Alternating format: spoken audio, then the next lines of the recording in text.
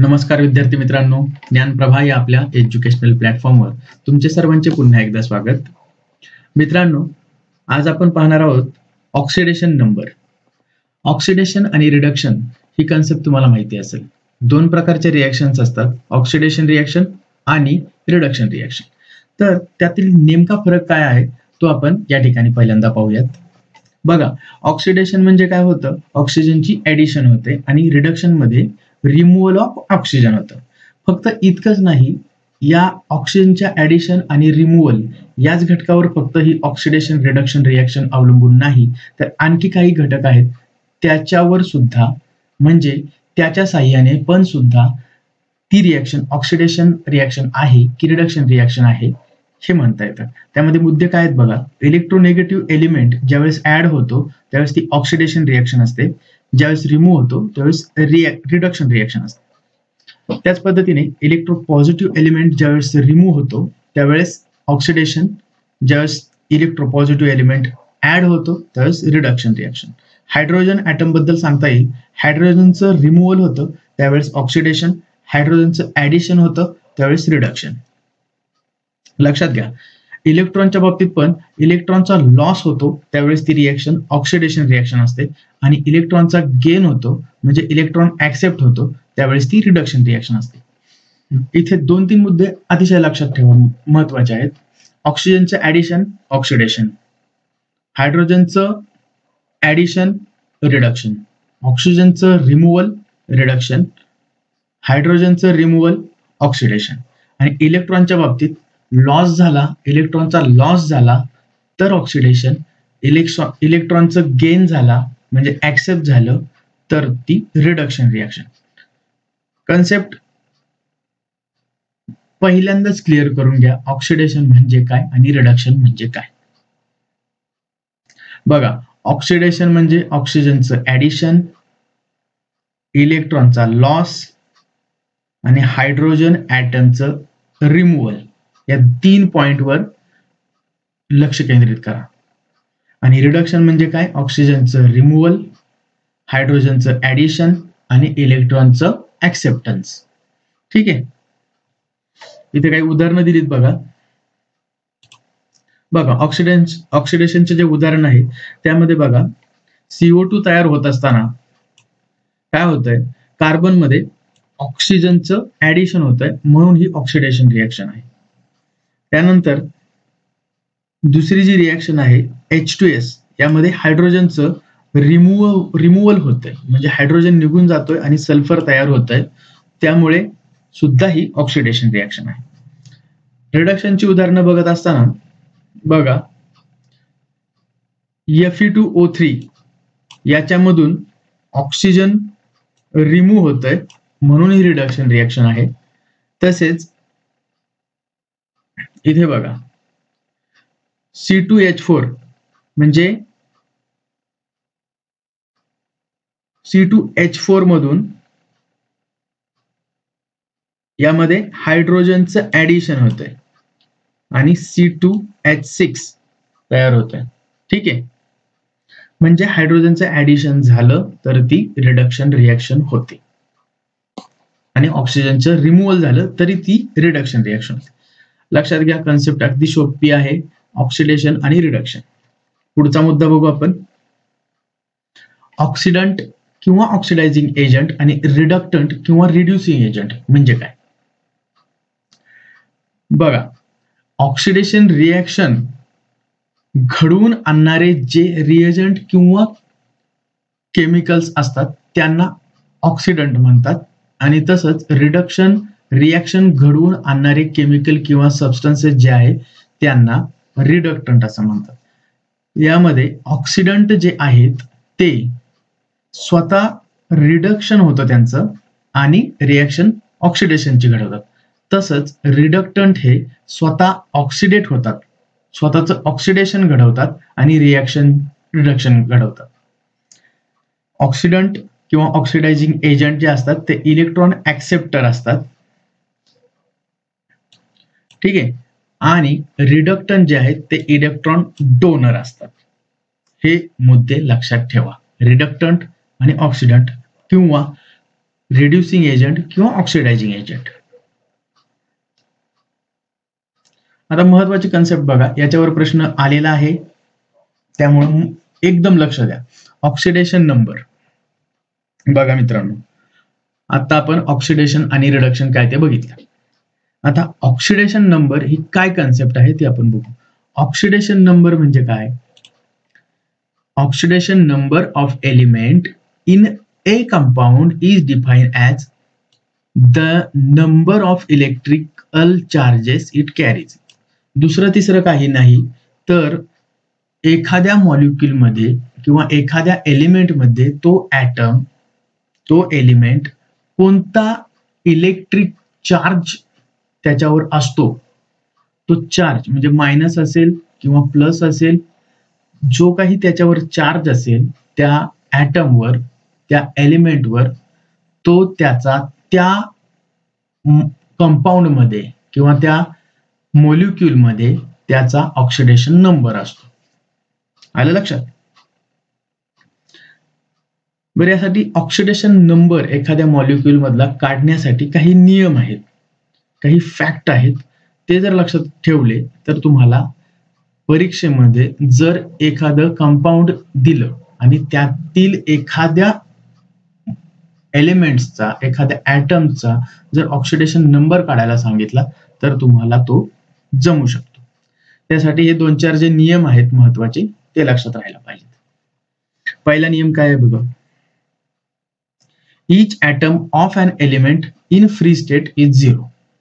ठीक आहे, म्हणजे हायड्रोजन, क्लोरीन, ऑक्सिजन, ओझोन किंवा सल्फर ह्याचे जे ॲटम आहेत, ठीक आहे, मोनो ॲटॉमिक ॲटम ह्यांचा ऑक्सिडेशन नंबर हा 0 असतो.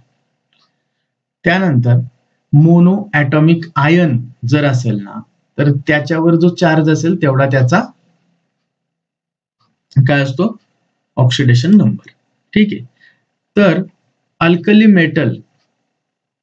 मेटल मध्ये ऑक्सिडेशन नंबर +1 असतो आणि अल्कलाइन अर्थ मेटल मध्ये ऑक्सिडेशन नंबर +2 असतो. ठीक आहे, जर मोनो ॲटॉमिक आयन असतील आणि त्याचं कॉम्बिनेशन जर अल्कली मेटल बरोबर होत असेल तर ऑक्सिडेशन नंबर +1 आणि अल्कलाइन अर्थ मेटल बरोबर असेल तर ऑक्सिडेशन नंबर +2 असतो. ॲल्युमिनियमचा ऑक्सिडेशन नंबर +3 असतो. ही एक बाब लक्षात ठेवायची. त्यानंतर ऑक्सिडेशन नंबर ऑक्सिजनचा हा -2 आलेला असतो. बहुतेक प्रमाणात -2 असतो.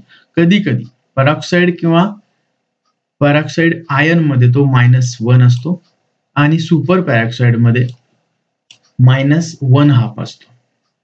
ठीक आहे, मोस्टली तुम्हाला जे प्रश्न विचारले जाणार आहेत ते ऑक्सिजनचा जर त्या ठिकाणी उल्लेख असेल तर ऑक्सिडेशन नंबर ऑक्सिजनचा -2 हा कन्सिडर केला जातो जनरली. एकदम एक्सेप्शनल जे केसेस आहेत पेरॉक्साइड किंवा सुपर ऑक्साइड त्यामध्ये तो बदलतो. तर इथे एवढंच लक्षात ठेवा, oxidation number of oxygen is -2 आणि ऑक्सिडेशन नंबर ऑफ हायड्रोजन तो +1 किंवा -1 असतो. तो कशावर डिपेंड असतो, जर हायड्रोजन ॲटम नॉन मेटल बरोबर जर जोडलेला असेल तर त्याचा ऑक्सिडेशन नंबर +1 असतो आणि मेटल सोबत जर तो बॉन्डेड असेल तर त्याचा ऑक्सिडेशन नंबर -1 असतो. ठीक आहे, पाचवा नियम काय आहे, oxidation number of ferrous is -1. ठीक आहे, not ferrous, it's a fluorine. Oxidation number of fluorine is -1 आणि algebraic sum of oxidation number of all atom in a neutral molecule is 0. जर त्या न्यूट्रल मॉलिक्यूलवर एखादा मॉलिक्यूल दिलाय, जर तो न्यूट्रल मॉलिक्यूल असेल, त्याच्यावर कोणता चार्ज दिला नसेल, जसं की एखाद्या आयनवर चार्ज लिहिलेला असतो तसा चार्ज दिलेला नसेल तर त्या पूर्ण ॲटम मधील, पूर्ण मॉलिक्यूल मधील सर्व ॲटम्सचा ऑक्सिडेशन नंबर मिळून हा नेहमी 0 होतो. ठीक आहे, न्यूट्रल मॉलिक्यूल असेल तर त्यातील ऍटम्सच्या ऑक्सिडेशन नंबरची बेरीज ही नेहमी 0 येते. ठीक आहे. किंवा त्याच्यावर जर काही चार्ज असेल ना, तर त्या चार्ज एवढी त्या ऍटमच्या ऑक्सिडेशन नंबरची बेरीज असते. ठीक आहे. आणि जर एकाच एलिमेंट्सचे 2 ऍटम्स असतील, तर त्या एका एलिमेंटच्या 2 ऍटमच्या ऑक्सिडेशन नंबर, वेगवेगळे ऑक्सिडेशन नंबर एकाच मॉलिक्युल मध्ये असतील, तर त्याचं ऍव्हरेज करून जे ऑक्सिडेशन नंबर येईल तो त्या एलिमेंटचा ऑक्सिडेशन नंबर त्या मॉलिक्युल मध्ये सांगता येतो. बघा, नियम थोडेसे अवघड आहेत, म्हणजे कन्सेप्ट तुम्हाला लवकर समजणार नाही, पण यात मेन गोष्टी काय लक्षात ठेवायची तिथं बघा. जेव्हा मोनो ॲटॉमिक ॲटम असेल, जसे की hydrogen, chlorine, ozone, sulphur, phosphorus, oxygen, calcium, हे जे असतील त्यावेळेस त्यांचा ऑक्सिडेशन नंबर हा 0 असतो. ही एक गोष्ट महत्वाची लक्षात ठेवा. त्यानंतर ऑक्सिडेशन नंबर ऑफ ऑक्सिजन -2, ही एक गोष्ट लक्षात ठेवा. त्यानंतर ऑक्सिडेशन नंबर ऑफ हायड्रोजन +1 किंवा -1. हायड्रोजनचं थोडं कन्फ्युजिंग आहे. हायड्रोजनचं जर बॉन्ड असेल नॉन मेटल बरोबर तर +1 आहे, मेटल बरोबर बॉन्ड असेल तर -1 आहे. ही गोष्ट लक्षात राहिली पाहिजे, मेटल आणि नॉन मेटल. त्यानंतर फ्लोरीन -1 आहे, हे लक्षात घ्या. बस या 2-3 गोष्टी, हायड्रोजन ॲटम, ऑक्सिजन ॲटम आणि मोनो ॲटॉमिक मॉलिक्युल्स. बघा, आता इथे आपण प्रॉब्लेम बघूयात, जो टेक्स्टबुक मधला प्रॉब्लेम आहे. तर इथं काय करायचं आपल्याला, SO2 म्हणजे सल्फर डायऑक्साईड हे केमिकल दिले आणि त्यामध्ये आपल्याला सल्फरचं ऑक्सिडेशन नंबर किंवा ऑक्सिडेशन स्टेट काढायला सांगितले. कसं काढणार मित्रांनो, आपल्याला माहिती आहे सल्फर डायऑक्साईड न्यूट्रल मॉलिक्युल आहे. ठीक आहे. न्यूट्रल मॉलिक्युल असल्यामुळे sum of oxidation number of all atom, म्हणजे 2 ॲटम जे आहेत सल्फर आणि ऑक्सिजन, याच्या ऑक्सिडेशन नंबरची सम, बेरीज ही 0 होईल, कारण तो न्यूट्रल मॉलिक्युल आहे. मग बघा पुढची स्टेप काय आहे ती, ऑक्सिडेशन नंबर ऑफ सल्फर अधिक 2, हे 2 कुठून आले बघा, 2 कुठून आले, ऑक्सिजनचे ॲटम 2 आहेत म्हणून हा 2 आला, 2 गुणिले ऑक्सिडेशन नंबर ऑफ ऑक्सिजन. ठीक आहे. तर 0 काय, 0 तो मॉलिक्युल न्यूट्रल आहे म्हणून 0 येते. ठीक आहे. तर नेक्स्ट स्टेप काय सांगता येईल आपल्याला, तर 0 is equal to oxidation number of sulphur, जे आपल्याला काढायचे. ऑक्सिडेशन नंबर ऑफ सल्फर आपल्याला दिलंय काय, आपल्याला माहिती आहे की ऑक्सिजनची ऑक्सिडेशन नंबर हा -2 असतो. आपण नियमामध्ये बघितलंय बघा, oxidation number of oxygen is usually -2. तसंच मग -2 घ्यायचंय, 2 × -2 काय होईल, -4. ठीक आहे. -4 इथलं मायनस आणि हे मायनस साइन, +4 येणार, म्हणजे SO2 मध्ये हा जो सल्फर ॲटम आहे त्याची ऑक्सिडेशन स्टेट किंवा ऑक्सिडेशन नंबर हा येणार +4.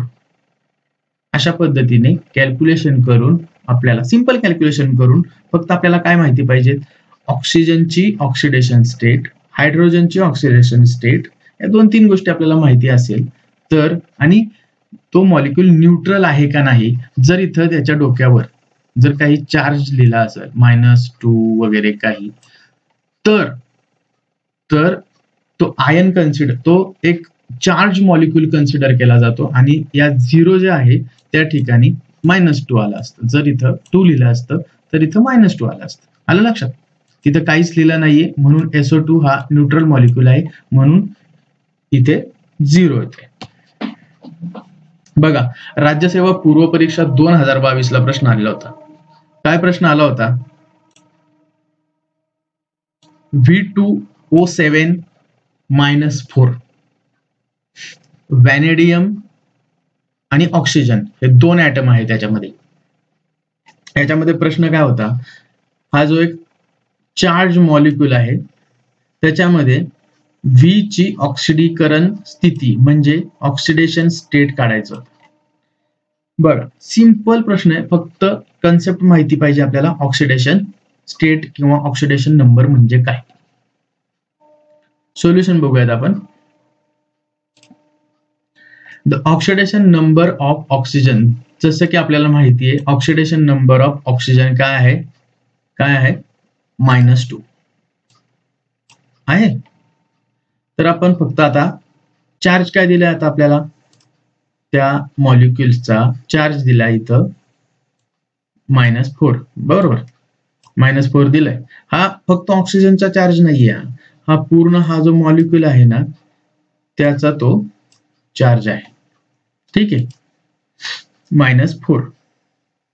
मग इथे येणार आपलं पहिल्यांदा -4, म्हणजे टोटल चार्ज -4 आहे, म्हणून -4 इज इक्वल टू 2. का तर व्हॅनेडियमचे ऍटम किती आहेत, 2, म्हणून 2 इंटू ऑक्सिडेशन स्टेट किंवा oxidation number of vanadium plus आपल्याला प्लस करायचं. ठीक आहे, प्लस काय करणार, 7 कोणते, ऑक्सिजनचे ऍटम 7 आहेत इथे, त्यामुळे 7 गुणिले -2 का, कारण ऑक्सिजनचा ऑक्सिडेशन नंबर -2 आहे म्हणून. मग बघा किती सिंपल कॅल्क्युलेशन आहे. 2 गुणिले ऑक्सिडेशन स्टेट किंवा नंबर ऑफ व्हॅनेडियम -14, 7 गुणिले 2 14, म्हणजे -14 आलं इथं. मग हे -14 इकडे गेल्यावर प्लस होणार. ठीक आहे, मग +14 आणि -4 काय येणार, 10 येणार, +10 येणार. मग +10 ला 2 ने भागलं, हा 2 इकडे जाईल, मग तो भागिले होईल. मग काय होईल, आपलं उत्तर फायनल आन्सर येतं +5. +5 काय झालं, ऑक्सिडेशन स्टेट किंवा नंबर ऑफ व्हॅनेडियम. लक्षात आलं. म्हणजे या ठिकाणी आपलं बरोबर उत्तर येणार ऑप्शन क्रमांक 1 +5 हा व्हॅनेडियमच्या ऑक्सिडेशन स्टेट किंवा ऑक्सिडेशन नंबर आहे. लक्षात आलं मित्रांनो. काय बघितलं आपण या ठिकाणी, आता थोडीशी क्विक रिव्हिजन करू. ऑक्सिडेशन नंबर, ऑक्सिडेशन आणि रिडक्शन म्हणजे काय नेमकं आपण बघितलं. ऑक्सिजनचं ऍडिशन म्हणजे ऑक्सिडेशन आणि ऑक्सिजनचं रिमूव्हल म्हणजे रिडक्शन. तसंच ते इलेक्ट्रॉनचं लॉस आणि इलेक्ट्रॉनचं गेन, हायड्रोजनचं रिमूव्हल, हायड्रोजनचं ऍडिशन, या 2-3 मुद्द्यावर ऑक्सिडेशन आणि रिडक्शन कम्पेअर होतं, हे लक्षात घ्या. त्यानंतर ऑक्सिडंट किंवा ऑक्सिडायझिंग एजंट आणि रिडक्टंट किंवा रिड्युसिंग एजंट ही कन्सेप्ट आपण पाहिली. त्यानंतर ऑक्सिडेशन नंबर फार सिंपल आहे. ऑक्सिडेशन नंबर ही कन्सेप्ट काय आहे, तर फक्त इलेक्ट्रिकल चार्ज आहे. त्या पर्टिक्युलर ऍटम वर असणारा इलेक्ट्रिकल चार्ज हा त्या मॉलिक्युल मध्ये किती येतो, तो त्याचा ऑक्सिडेशन नंबर म्हटला जातो. ठीक आहे, त्यासाठी फक्त 1-2-3 नियम लक्षात ठेवायचे. याच्यावर चार्ज 0 असतो जेव्हा मोनो ॲटॉमिक मॉलिक्युल असतो, म्हणजे सिंगल, म्हणजे जसं की बघा आता इथं हायड्रोजन आहे, हायड्रोजनचे 2 ॲटम मिळून हायड्रोजनचा एक मॉलिक्युल तयार होतो, किंवा क्लोरीनचे 2 ॲटम मिळून क्लोरीनचा मॉलिक्युल. ओझोनचा मॉलिक्युल होत असताना ऑक्सिजनचे 3 ॲटम एकत्र येतात. असे जे एकाच प्रकारचे ॲटम एकत्र येऊन तयार होणारा जो मॉलिक्युल आहे त्या ठिकाणी चार्ज 0 असतो, हे लक्षात घ्यायचं. त्यानंतर ऑक्सिजन हे महत्वाचं आहे. ऑक्सिजनचा ऑक्सिडेशन नंबर हा -2 आहे युजली, आणि एक्सेप्शन आहे ते जर विचारले तर एक्सेप्शन म्हणजे पेरॉक्साईड किंवा सुपर पेरॉक्साईडचं लक्षात ठेवायचं. त्यानंतर हायड्रोजनचं ऑक्सिडेशन नंबर हा +1 किंवा -1 आहे. तो कशावर डिपेंड आहे, तर हायड्रोजन नॉन मेटलशी बॉन्डेड आहे का मेटलशी, याच्यावर डिपेंड आहे. त्यानंतर